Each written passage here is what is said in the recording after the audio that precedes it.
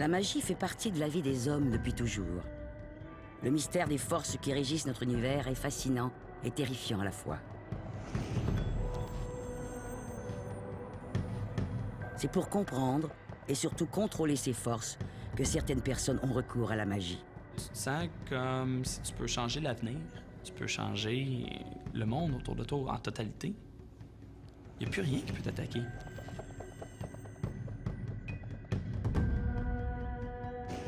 Avec plusieurs années de pratique, tu te rends compte que tu es un dieu.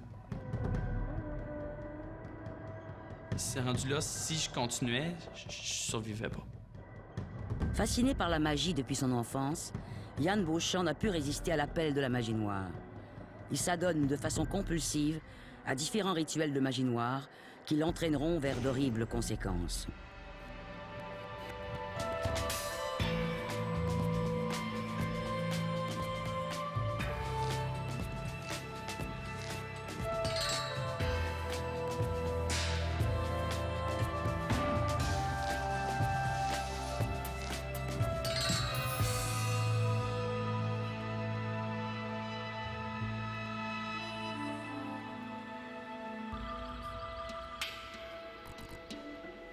Le désir de contrôler ou de déjouer la réalité est fascinant en soi. Mais il arrive que certaines personnes se laissent entraîner dans une pernicieuse dépendance à la magie. Je parlais pas à grand monde que je faisais de la magie quand j'étais plus jeune, vu que j'avais peur de la réaction des gens autour de moi. Je me posais beaucoup de questions sur la magie. Où venaient ces rituels-là? C'est quoi l'existence même, l'essence d'où ça venait? Puis la magie a un peu répondu à certaines questions. Ça peut former une identité dans une société où c'est difficile de se faire sa propre personne.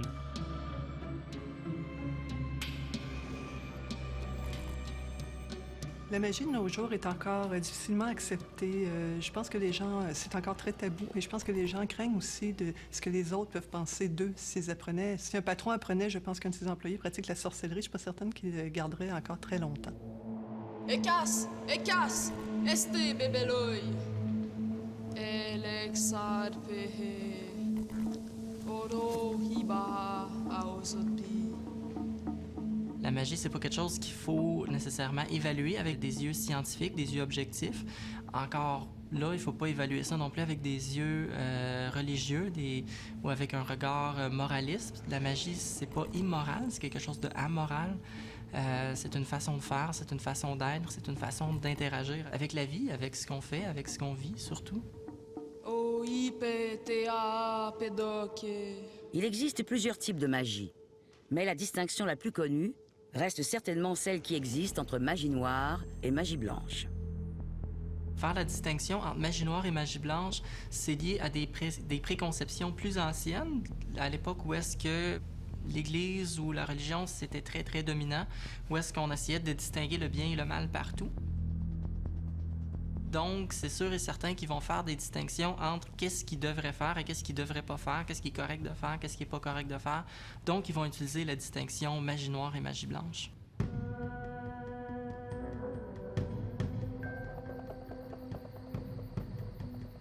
Yann Beauchamp et ses amis sont fascinés par la magie.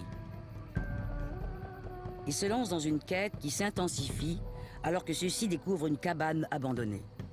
Ils en font leur refuge. La cabane était un petit peu en retrait du début du boisé, qui était vraiment tout petit. Puis, on ne sait pas exactement à quoi c'était utilisé avant, mais c'était sûrement un entreposage X. Si on prend une marche lente, c'était environ 5-10 minutes d'un chemin très passant. Donc, nos parents n'avaient pas vraiment de problème à nous envoyer là.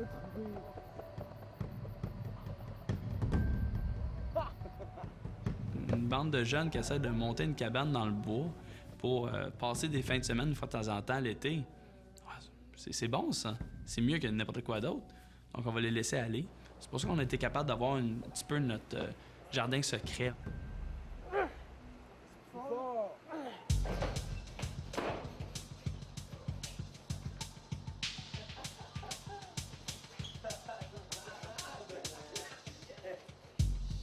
Chez le jeune adolescent, naturellement, c'est un âge privilégié pour la quête de sens, sens à la vie, sens de la destinée. Donc, il y a des jeunes qui vont être un peu plus attirés par la religion, le spirituel, l'ésotérisme, l'occultisme, parce que le jeune, à cet âge-là, est en train de résoudre en fait son identité, qui est un long processus.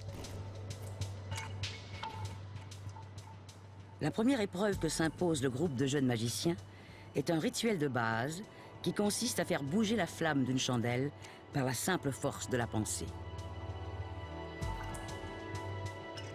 La première étape qui s'adresse au pratiquant qui veut commencer à étudier un peu ce domaine-là, c'est plus facile de le faire avec un support. Fait qu'il y a beaucoup de gens qui vont choisir, par exemple, la chandelle.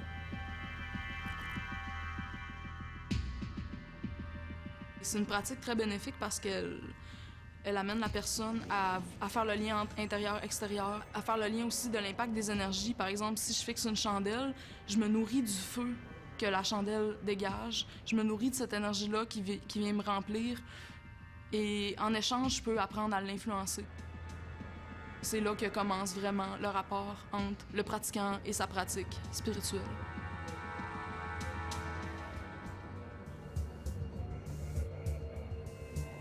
Les premiers rituels de magie blanche qu'on a fait, c'était des rituels anodins. On va faire un petit rituel pour s'apporter de la chance, pour essayer d'être le mieux possible, d'être le plus performant.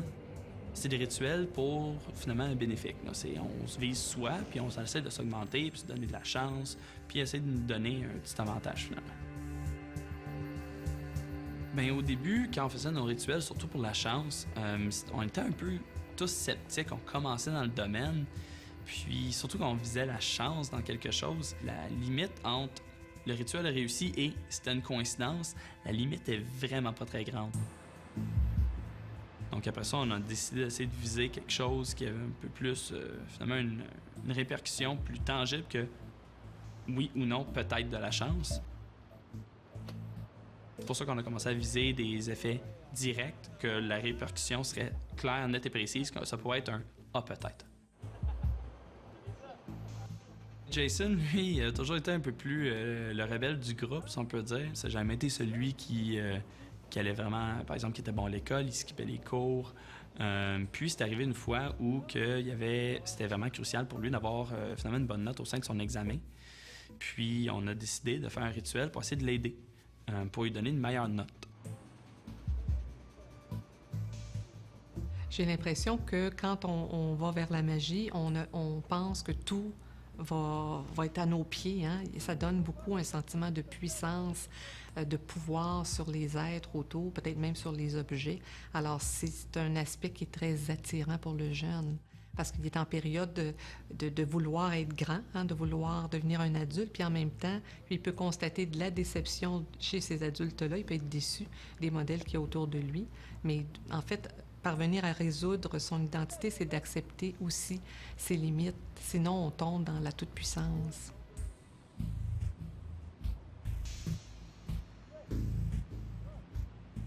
Ça a été à notre grande surprise. Finalement, ça a été un grand succès. Il y a eu une note, je ne me trompe pas, en haut des 80, 90.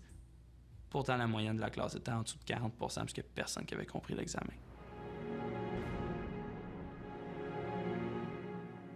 Galvanisé par cette réussite, Yann Beauchamp et ses amis délaissent lentement la pratique de la magie blanche au profit de la magie noire. La réalité s'altère autour d'eux. On est arrivé à un moment où on n'avait plus le choix de changer soit de méthode ou de changer de processus, vu que la magie blanche nous avait pas mal tout appris, ce qu'on pouvait avoir au sein des livres et des ressources qu'on avait sous la main.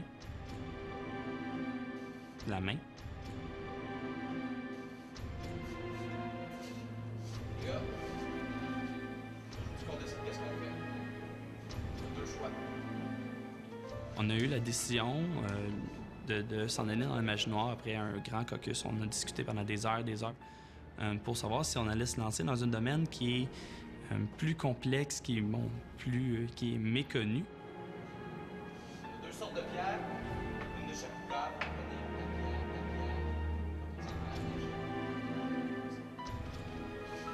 Puis quand on a décidé de faire ça ensemble, c'était tout ou rien. C'était soit qu'on y va tous, on y va pas.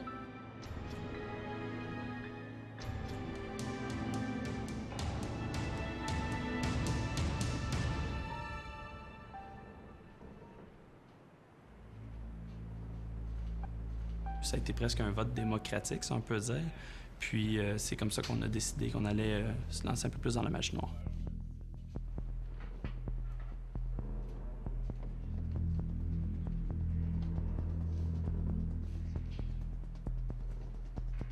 La magie comme telle, c'est un outil. C'est que c'est pas vraiment blanc ou noir, méchant, bien ou mauvais. C'est vraiment l'intention qui fait si l'acte est mauvais ou bien.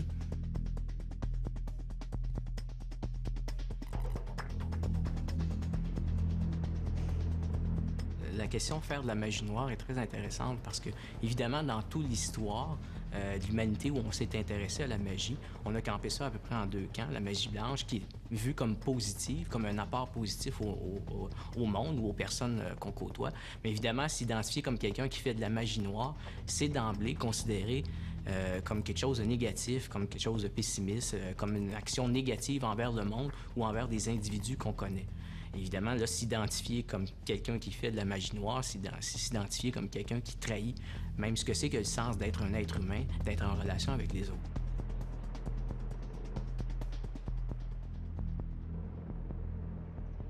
C'est un choix facile.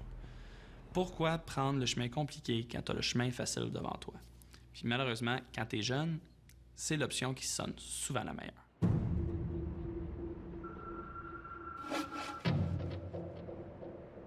Et une fois que tu es capable de te rendre compte que tu peux manipuler tout autour de toi, simplement par ta volonté de le faire, il n'y a plus rien qui t'arrête. Tu veux avoir quelque chose, tu peux faire un rituel pour l'avoir.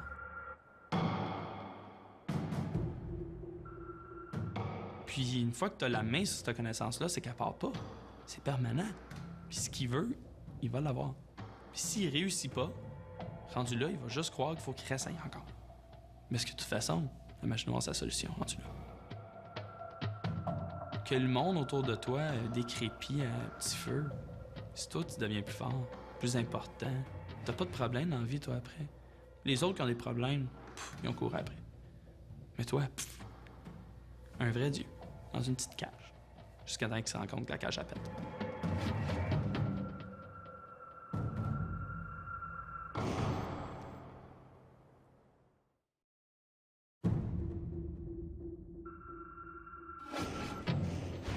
L'appel de la magie noire marque la fin de l'innocence pour Yann Beauchamp et ses amis, qui semblent avoir de plus en plus de difficultés à faire la distinction entre le bien et le mal.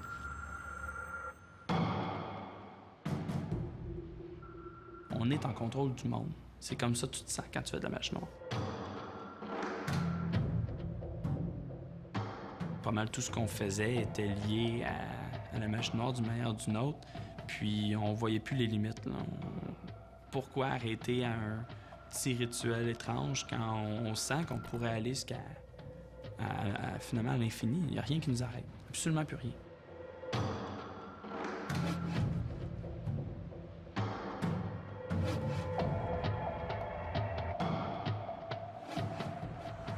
La pratique de la magie noire prend une place démesurée dans la vie de Yann Beauchamp et de ses amis. Les jeunes se retrouvent alors face à de sérieuses conséquences. J'ai l'impression que la magie noire, au niveau de la personnalité, représente peut-être justement l'aspect plus sombre, plus souffrant des jeunes. Alors, la magie noire, probablement que ceux qui la pratiquent ont un besoin de se sentir fort, puissant, dominant.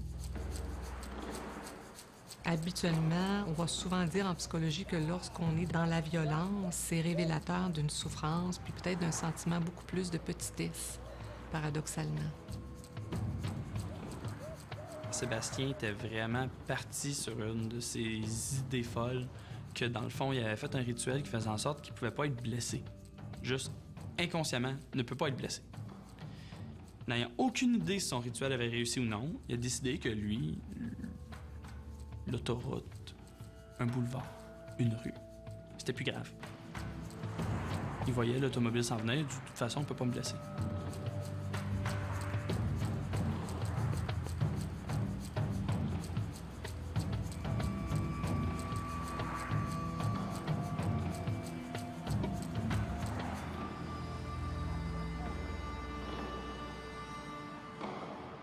Il n'y a rien qui pouvait le toucher dans sa tête. Il était complètement invincible, puisque son rituel a réussi. C'était assuré.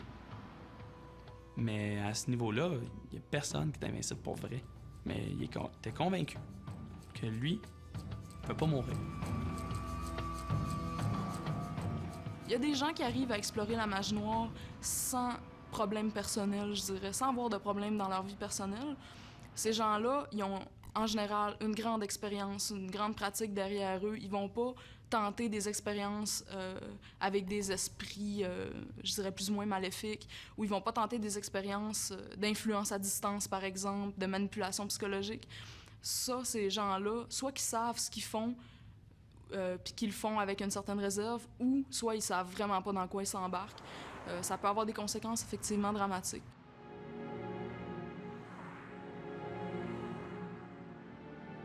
Quelqu'un qui serait instable émotionnellement ou mentalement, qui déciderait de se lancer dans la magie noire, même dans la magie en général, mais surtout la magie noire, c'est vraiment dangereux, vu que ça donne des idées de grandeur très rapidement, ce qui fait en sorte que la personne va pouvoir s'identifier complètement dans le domaine, puis commencer à se créer finalement une deuxième identité. La magie dans ma vie, c'est toute ma vie. Adolescente, je me cherchais comme tous les adolescents. Puis à ce moment-là, c'est quand j'ai commencé à faire de la magie que je me suis sentie complète. Si j'en ai pas, je me sens vide, je me sens qu'il me manque quelque chose. Puis pour moi, c'est la Wicca puis la magie. Le Wicca est une croyance, une religion pour certains, où des dieux et déesses mythologiques sont invoqués. Les praticiens Wiccans ont recours à la magie blanche, fortement inspirée par le culte de la nature.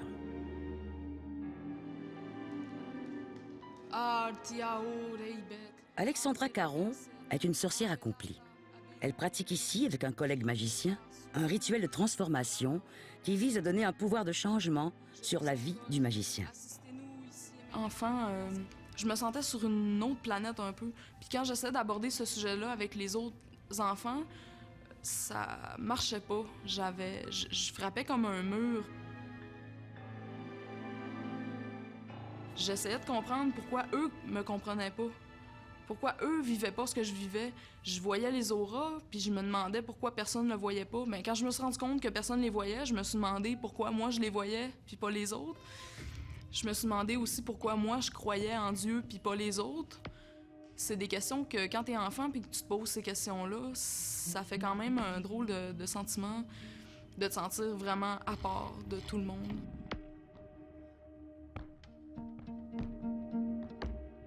Quand j'ai commencé à m'intéresser à ça, j'ai fait des études magiques assez poussées. C'est là que j'ai commencé à écrire dans mes grimoires. J'ai pas rédigé des articles tout de suite, mais j'ai commencé à rédiger des grimoires. Là, je me suis mis à prendre des notes, à lire tout ce que je trouvais de livres, de grimoires, de traités anciens sur l'astrologie, la cabale, la magie, l'ésotérisme en général.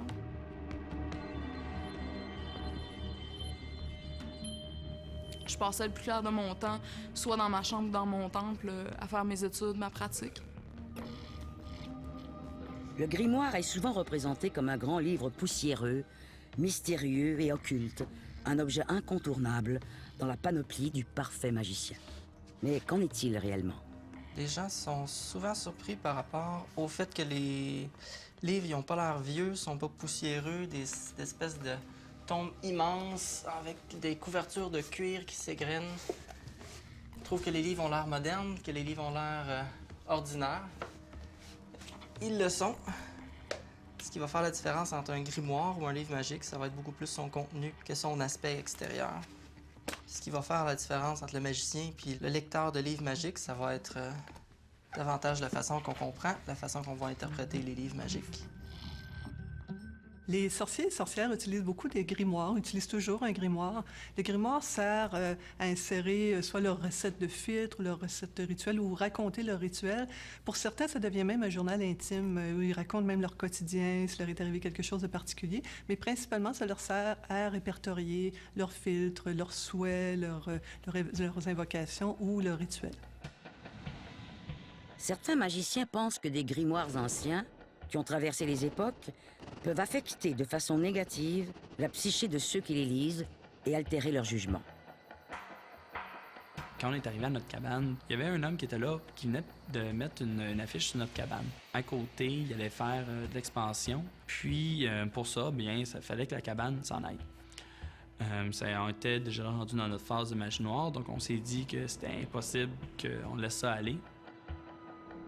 Les jeunes ne s'entendent pas sur ce qui doit être fait pour protéger leur cabane, ni sur le sort qu'ils doivent réserver à cet homme. On était deux surtout qui étaient vraiment contre l'idée parce qu'on savait pas exactement l'ampleur que ça pourrait prendre. Est-ce qu'on était vraiment supposé d'être les personnes qui allaient jouer avec finalement le destin de quelqu'un? Parce que là, avant, c'était toujours des personnes souvent indirectes ou rien de grave. Mais là, c'était quelqu'un qu'on avait vu, qu'on savait très bien c'était qui. Puis, on était déjà vraiment fâchés contre la personne. Donc, faire un rituel contre lui, on n'était pas nécessairement dans le meilleur des plus grands contrôles de nous-mêmes. Intervenir dans la vie de quelqu'un d'autre, c'est pas une décision à prendre à la légère. Si je vais intervenir dans la vie de cette personne-là, je vais essayer de faire du mieux que je peux pour pas nuire au libre arbitre, à la conscience de cette personne-là.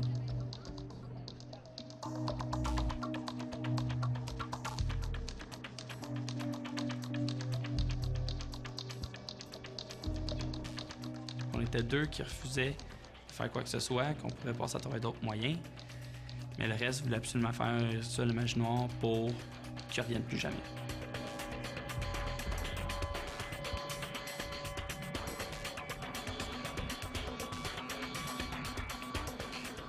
Nous, on avait peur que finalement, on peut-être mener plus que juste « il revient plus », comme par exemple « il revient plus à cause qu'il est blessé ou quoi que ce soit », ou on a ruiné sa vie.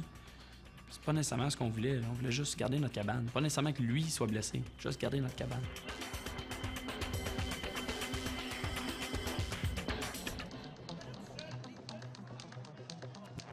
Du côté de la magie noire, il y a une loi du triple retour qui est assez intéressante.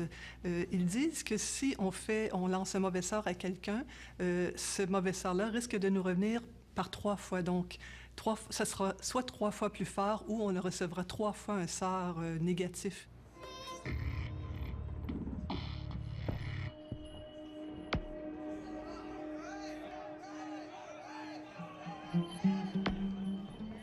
Avec le rituel qu'on a fait, à mon avis, c'était ce qui a fait en sorte qu'on a sauvé notre cabane, que cette personne-là, ce monsieur-là, on l'a jamais revu.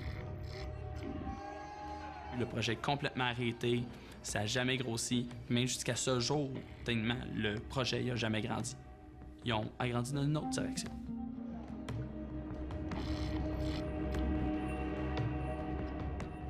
Chaque individu a un point de vue sur la magie noire ou une utilisation sur la magie noire. Mais habituellement, dans la littérature, ce qu'on rencontre, c'est des gens qui sont déçus de ce qu'ils sont déçus du monde, sont déçus de leur carrière. Et justement, ça peut être comme une forme de vengeance. Vouloir faire du mal à l'autre, vouloir faire en sorte qu'il arrive quelque chose de négatif aussi à l'autre. Souvent, c'est ce qu'on rencontre dans la magie noire. Si on fait une comparaison rapide avec la magie blanche, on prend les énergies qui sont autour de soi, comme par exemple les paroles qui ont énormément de puissance, les ingrédients, les outils qu'on utilise pour le rituel en tant que tel. Puis, toute cette énergie-là qu'on a canalisée, on l'a fait passer à travers nous, puis bon, c'est envoyé dans une direction précise.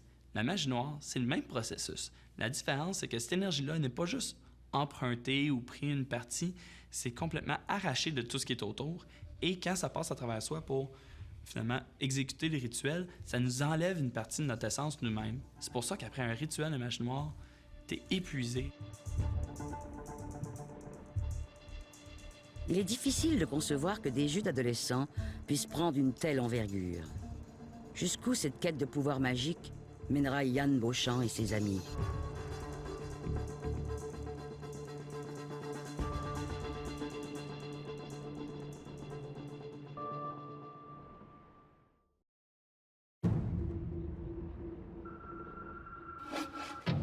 La pratique de la magie apporte à Yann Beauchamp et ses amis un sentiment de puissance et de valorisation. Mais qu'en est-il vraiment?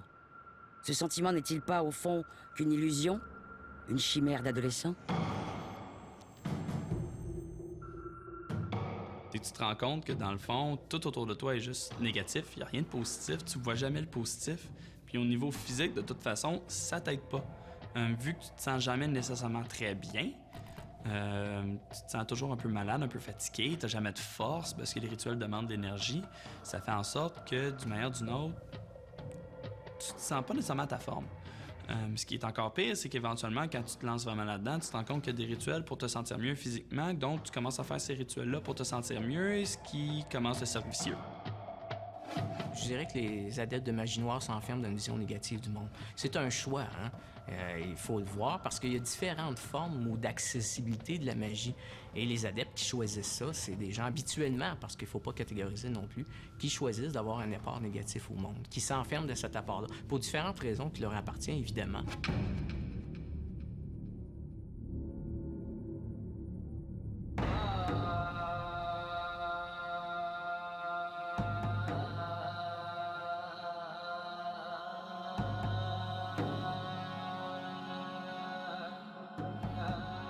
On a décidé de faire un rituel pour appeler une entité.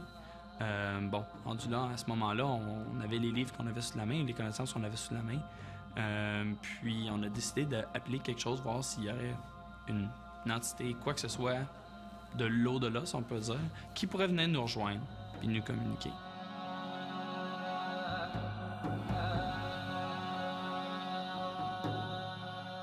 Il fallait que tout le monde suive la procédure à la lettre, dire exactement les bonnes paroles, faire les bons gestes pour finalement suivre finalement, le rituel pour faire un appel. Puis au sein de ce rituel-là, donc une fois que tout a été suivi, en gros, on a vu vraiment un objet là, flotter, hein, puis la preuve tangible qu'il y a quelque chose qui nous a répondu.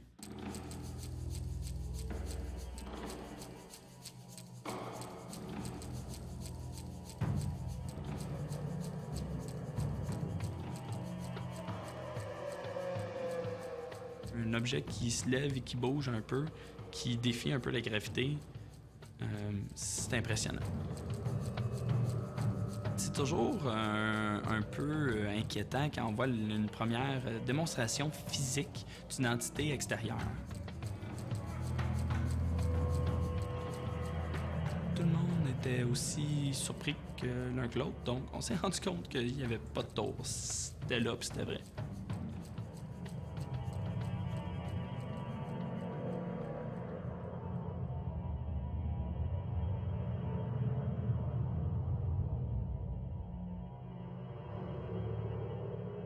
Si la magie repose essentiellement sur des rituels, c'est parce que le rituel est le facteur indispensable de conservation d'une forme d'action et de pensée. Prenons l'exemple de l'Église catholique, qui est basée elle aussi sur des rituels pour traverser les siècles. On peut même prendre l'exemple de l'armée, qui est basée sur des rituels également. Et c'est le seul moyen pour ces institutions, je crois, de traverser les siècles sans avoir de remise en question qui amènerait à la disparition. L'absence de rituel ferait très vite disparaître complètement les manifestations qui sont essayées.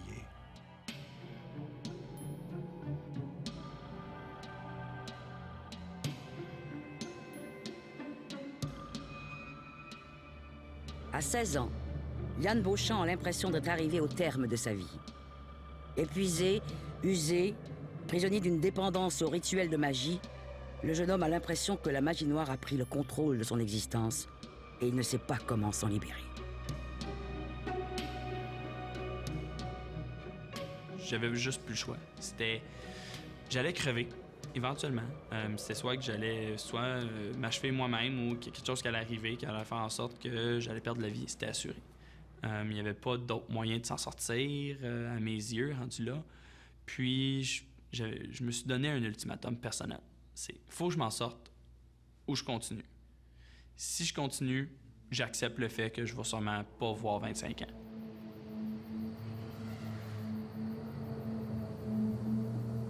À l'adolescence, on cherche un sens à sa vie, on cherche à résoudre son identité, à trouver un sens finalement à ce qui se passe ici sur Terre. Alors c'est sûr qu'il y a des jeunes qui sont peut-être plus attirés que d'autres sur les mystères de l'au-delà ou sur, disons, le domaine de l'invisible, le domaine du magique. Donc en ce sens-là, ça peut beaucoup attirer les jeunes, la magie entre autres. On ritualise énormément de choses dans l'espèce humaine. C'est un comportement de rassurance, sans aucun doute.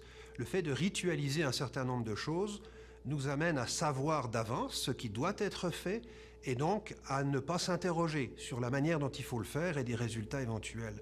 Un rituel, c'est une béquille psychologique pour l'espèce humaine, je pense. J'ai vu les possibilités que la magie noire peut avoir, les ultimatums.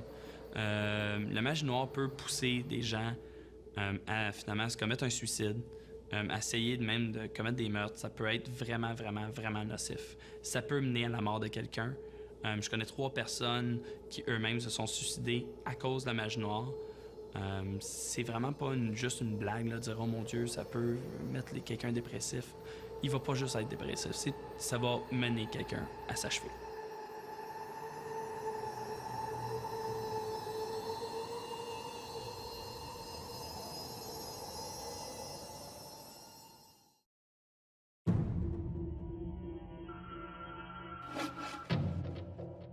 Yann Beauchamp et ses amis sont persuadés de posséder des pouvoirs qui les placent au-dessus des autres.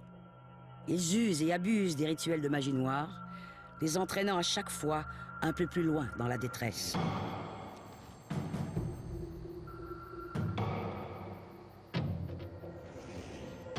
Bien sûr, tu peux pas aller parler, par exemple, si tu es dépressif.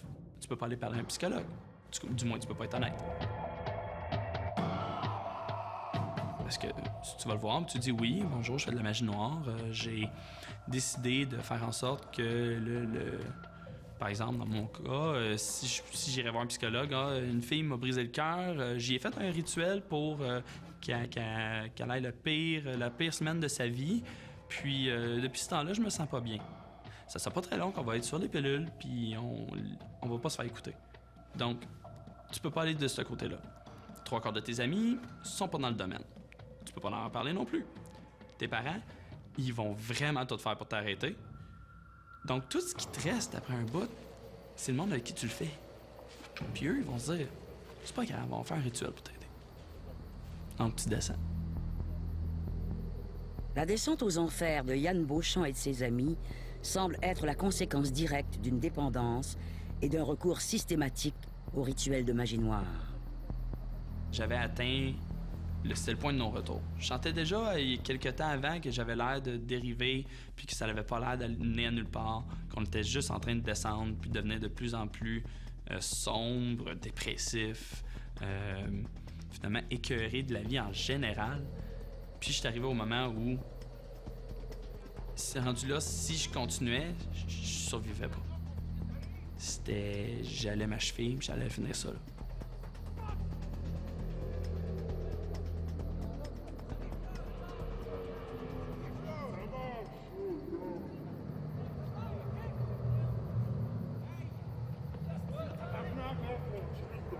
Alexandra Caron vit aussi des moments troubles.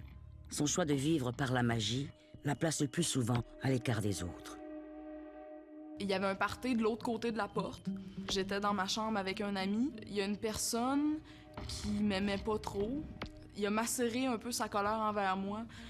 C'était un nouveau colocataire, on le connaissait pas beaucoup. Tout d'un coup, on a entendu des menaces de l'autre côté de la porte. Heureusement, on avait barré la porte.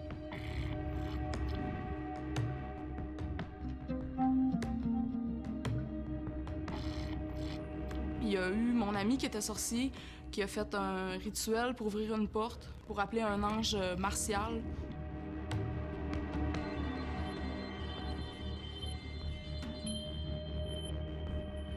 Le rituel que mon collègue sorcier a fait, il a ouvert une porte, il a fait une évocation d'un esprit qui s'appelle Kamael, qui est un esprit martial de la guerre, si je peux dire. Ça a été un drôle de choix d'invoquer un esprit martial durant un moment où on était menacé, parce que ça peut propulser ces énergies-là, ça peut donner de l'énergie à l'assaillant, finalement. C'était peut-être pas une super bonne idée, là, selon moi. Je peux pas relier directement l'effet du rituel avec le fait qu'on a été menacé, mais selon moi, ça l'a pas aidé la cause.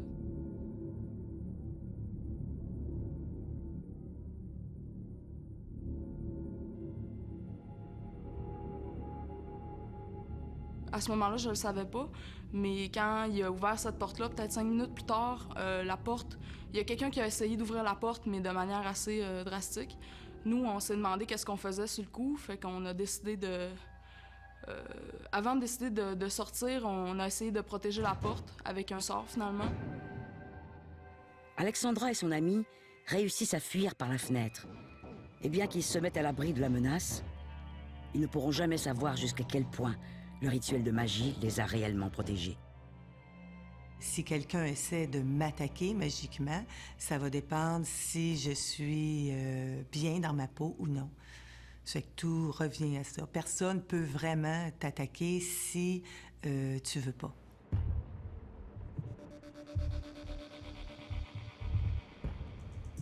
Une personne saine d'esprit va tenter par tous les moyens possibles, naturels, c'est-à-dire les moyens communs qu'on a de tous les jours, par la communication, par la parole, par les actes, de régler ses problèmes ou ce qui survient dans sa vie. Il va tenter de les régler par des moyens normaux, là, je veux dire, par la parole, la communication. On a comme règle non écrite d'utiliser la magie seulement quand on a vraiment, vraiment besoin d'un moyen extraordinaire pour régler ce qu'on a à régler.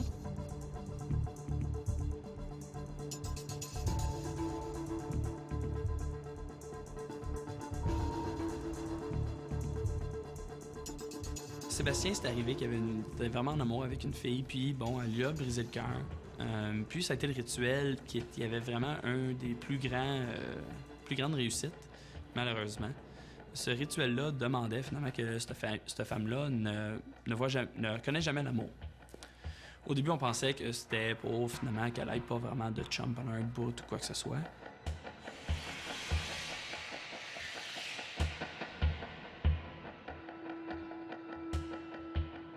Face aux conséquences qu'entraîne le rituel chez cette fille, Yann Beauchamp éprouve beaucoup de remords. Il s'ensuit une prise de conscience qui lui sauvera la vie.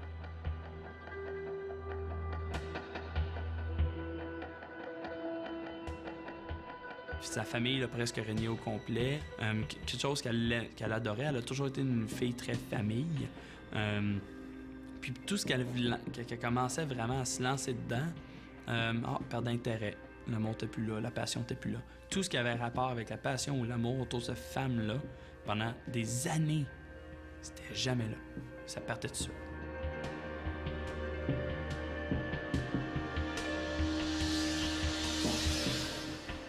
La magie noire a comme gros problème qui vont pousser le rationnel humain à un autre niveau. Souvent, par exemple, on prend un exemple avec la magie blanche, ça va être un processus lent, mais qui fait en sorte que l'esprit humain va être capable de s'expliquer puis s'adapter à sa nouvelle réalité. Avec la magie noire, c'est catapulté par en avant, donc il faut que tu sois capable d'expliquer comment ta nouvelle réalité s'explique. On n'est pas éduqué depuis qu'on est jeune à comprendre comment on est capable de faire déplacer des trucs avec la pensée, par exemple. Donc, il faut l'expliquer. Tu te rends compte que tu as ces pouvoirs-là, ces possibilités-là. Il faut soit que tu te recules, puis que tu te refonds sur toi-même pour essayer de te comprendre, puis savoir, OK, c'est quoi je fais là? D'où est-ce que ça vient, tout ça? Ou sinon, tu vas aller prendre tout ce que les livres sont capables de te dire, puis il y en a une idée qui va t'accrocher. Puis c'est là qu'on peut voir des gens qui vont péter les plombs puis se lancer dans des idées qui n'ont pas de sens.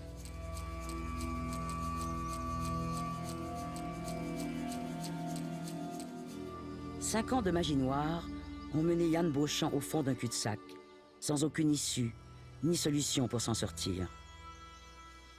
Le jeune homme affirme avoir complètement perdu le contrôle de sa vie.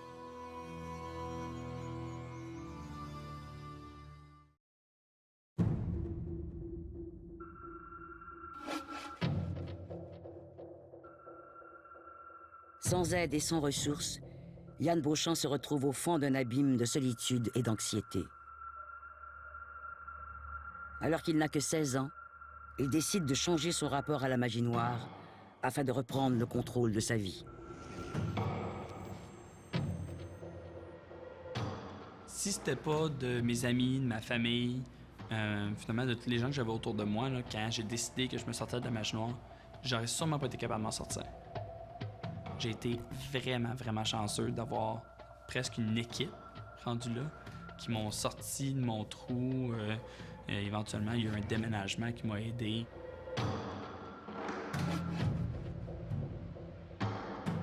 Puis, il y a toujours une partie de ma tête qui me dit que si c'était pas de ma famille, je serais peut-être pas là en train de faire un témoignage. Là. Quand j'ai décidé de m'en sortir, c'était inévitable qu'il fallait que je mette tout de côté. Il fallait complètement que j'oublie que ça soit arrivé parce que j'aurais jamais été capable de vraiment passer à travers tout ça sur le coup. Finalement, l'échappatoire a été la seule possibilité. Astou, Koutebuna, Bet M. Kout. Voyez, j'ai rempli ce lieu de pouvoir. Cher Atan qui réside dans le bélier, Antares de corps scorpionis, je vous appelle. Assistez-nous afin d'ouvrir le portail de Rubis.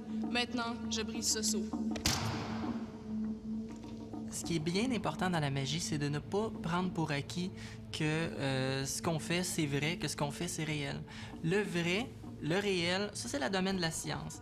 Le domaine de la magie, si on commence à se croire, si on commence à fabuler que nous, on a un pouvoir mystique, qu'on est capable de changer la réalité à volonté, il y a un grand danger qu'on puisse s'aliéner soi-même ou entretenir des croyances un peu farfelues. Par le nom Abrahadabra et le signe du dragon rouge, je t'invoque.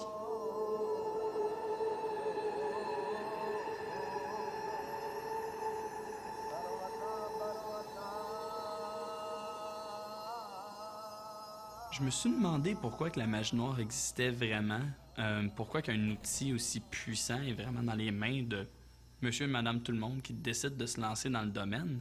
C'est là aussi que j'ai commencé une recherche un peu plus approfondie sur la spiritualité et la raison même de ces rituels-là.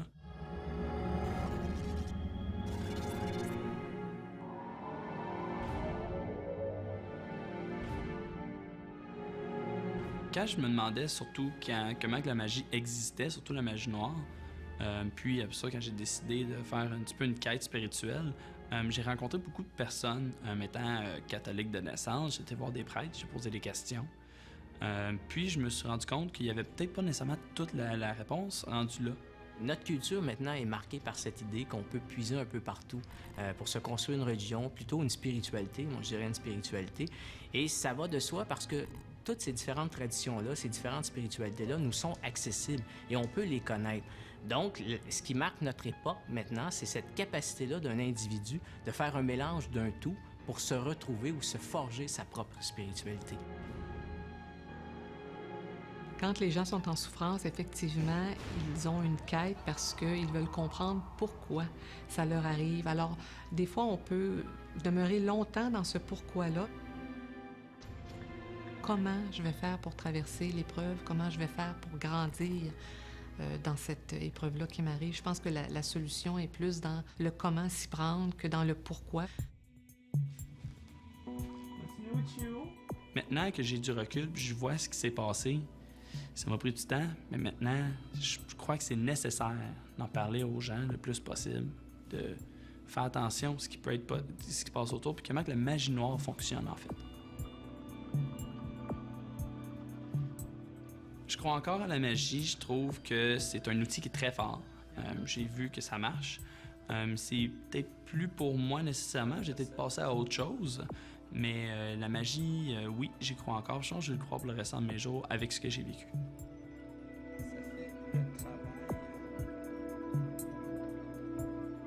C'est une drogue, la magie. Qu'importe le niveau, éventuellement, il y a un petit boost, il y a un petit hype, il y a un petit gain d'énergie qui vient de nulle part. Ça peut être alléchant, si par exemple, on commence à en faire souvent. Dans mon cas, j'ai un peu peur d'y retourner, qu'importe le rituel que je fais. Donc, depuis que c'est arrivé, j'y touche plus.